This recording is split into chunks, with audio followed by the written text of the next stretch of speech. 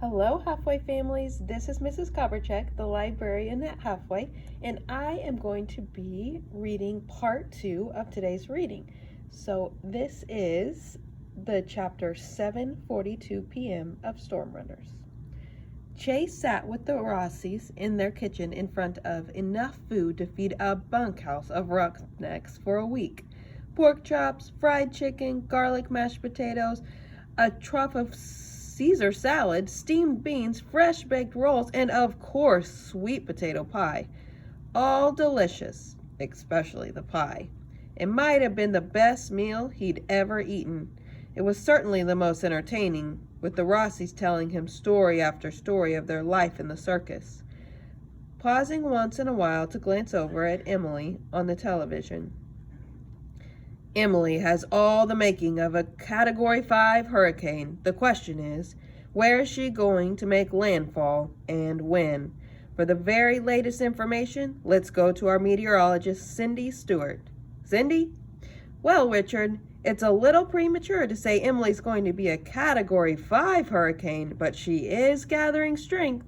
Right now, Emily is stalled about 150 miles southwest of here with sustained winds in excess of 131 miles per hour, making her a Category 4 at the moment, which is still a potentially devastating storm. Anything in her path is going to be in for a severe pounding. Any idea what her path is going to be?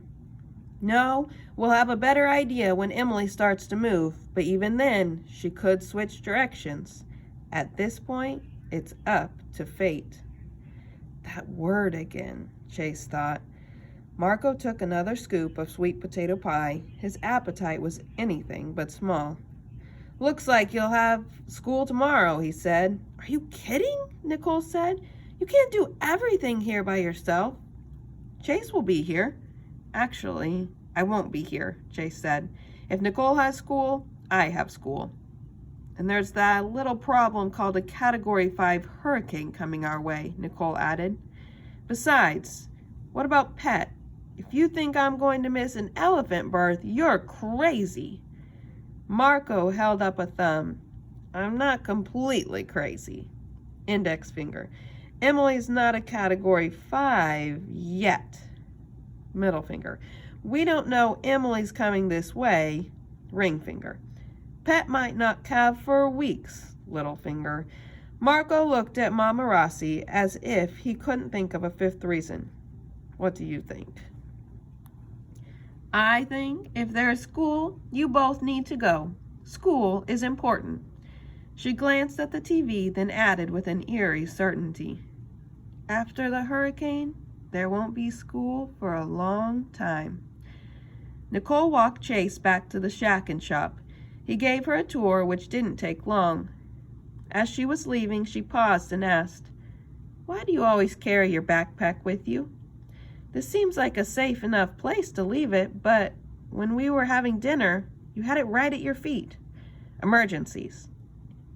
If I get separated or stuck someplace, it has everything I need to keep me going for a few days. My dad calls it a go bag. We all carry one. It must be strange to travel around from one disaster to another. It's probably not that different from being in a circus. You might be right, Nicole agreed. What time does the bus come? 7:10. Early. We're almost the farthest from town.